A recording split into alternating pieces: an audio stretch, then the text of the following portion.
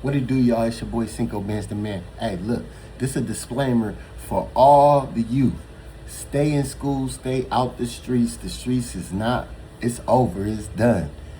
Listen, this next video I'm about to show y'all is the world's most dumbest criminal. You hear what I'm saying? The world's most dumbest criminal. They're using this man's own words to lock him up for life, y'all. Check this out. Chain and the brawl that occurs further escalates this heated rivalry. And what you'll learn is that these two men, Trayvon Lane and Orlando Baby Lane Anderson, they encounter each other again, this time in Las Vegas. So that brings us back up to September 7th, 1996, here in Las Vegas. Again, Mike Tyson is fighting Bruce Seldon. He disposes of him in less than in a round. Doesn't take a full round. And then after the fight, Tupac Shakur, Suge Knight, and the people that are here with, they leave. And among his group is Trayvon Lane. And that is why this fight occurs. Trayvon Lane and the Death Row group sees Orlando Anderson standing by himself, and they decide to attack him in retribution for what happened at the Lakewood Mall. You'll see Orlando Anderson's on the bottom of that group. You see security coming, trying to break this up. And then you'll see Tupac Shakur, Suge Knight, Trayvon Lane, and that group exit the MGM Grand. Now, Orlando Anderson was by himself because when Dwayne Davis purchased the tickets for the Bruce Seldon fight, he got them through a scalper. So everybody that came with Dwayne Davis were seated separately throughout the fight. And so Orlando Anderson was at that time by himself. You'll see that Mr. Shakur, Mr. Knight, and his group leave the MGM Grand. And you'll see that Orlando Anderson, after being held by security, is questioned for a bit, asked if he wants to press charges.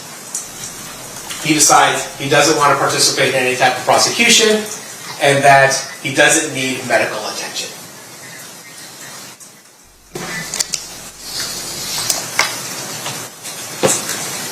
Dwayne Davis hears about this beating. And what you will hear is that in his world, there is no question that a response is required. And you will hear from Dwayne Davis what happens next. Because what happened over the next 2.5 hours is something Dwayne Davis would later describe himself in the secret 2008 interview from his attorney's office with the Federal Task Force. And we'll talk about that interview and the circumstances surrounding that later. But we'll hear about what the next 2.5 hours was. So, what we learn is that Dwayne Davis is upset about the beating of his nephew. And frankly, that's not an unusual response. What's unusual is the next steps Dwayne Davis takes. Unusual for the normal person, maybe not unusual for in gang culture. Dwayne Davis decides he is going to organize a retaliation, that this beating cannot go unanswered. Then he runs into a person named Zip Martin. Remember the Zip Martin that was the connection with Bad Boy Entertainment from New York? And Zip Martin tells him that he has a gun and that he can come help him out. Hey, where do you go to? What do you tell Zip right then? You tell Zip, hey, we're going to go handle this shit or whatever? Yeah, like, y'all want us to come? Like, you know what them motherfuckers that they was they gonna get 662 Club. Who said that? Everybody. Everybody out there? Yeah, everybody. You want to come? Well, how do you know that Zip's got a gun? Does he tell It you? was in the lobby, I met him in the lobby. I got one. Did you ask him? Do you have one, or he just tells you, yeah, I got one? Yeah, that's when they asked me to need some help. I said, yeah, like, yeah, okay, cool. I don't know what he gave you. Yeah.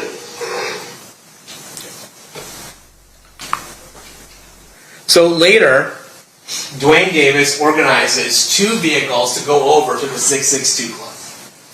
Before that, he gets the gun from Zip Martin. He goes out to his Mercedes-Benz, gets the gun from Zip Martin, and then after some time, he assembles two cars to go to 662 to violently confront Tupac Shakur and Suge Knight for the beating of his nephew.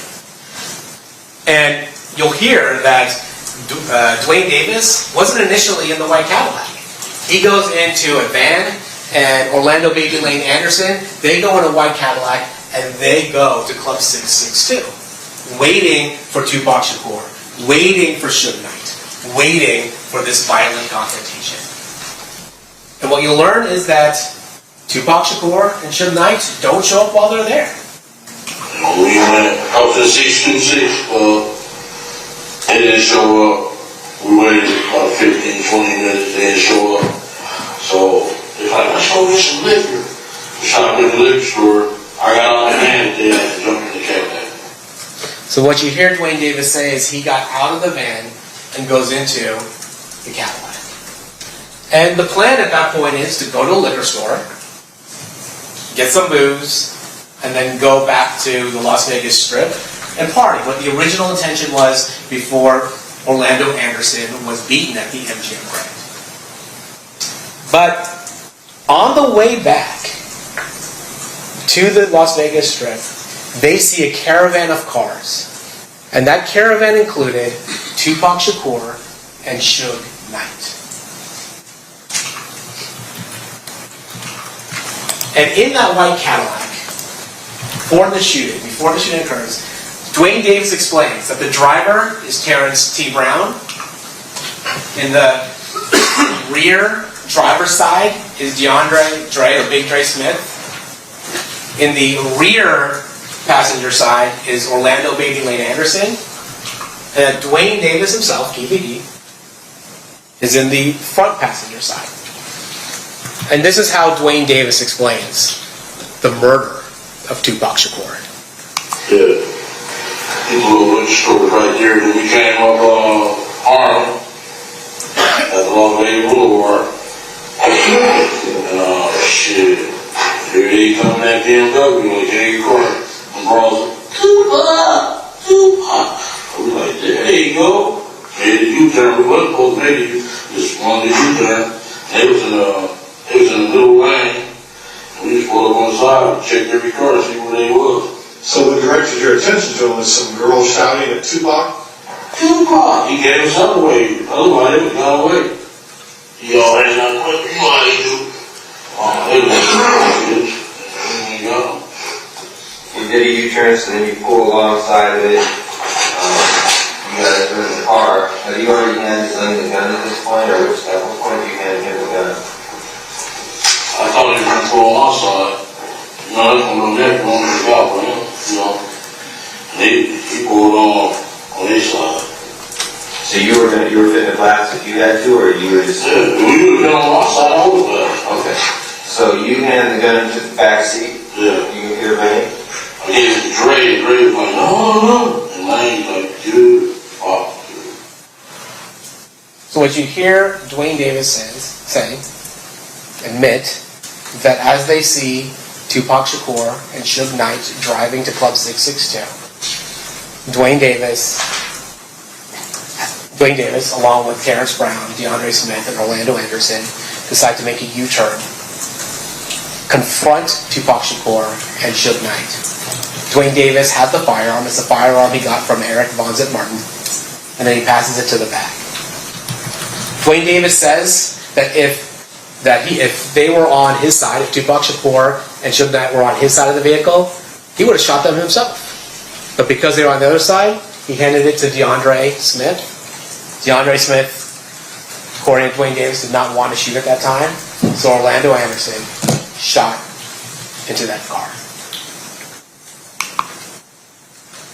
Dwayne Davis explains this over and over again. Literally, on the street. Okay, Lane starts blasting. You say Suge looks over, you see...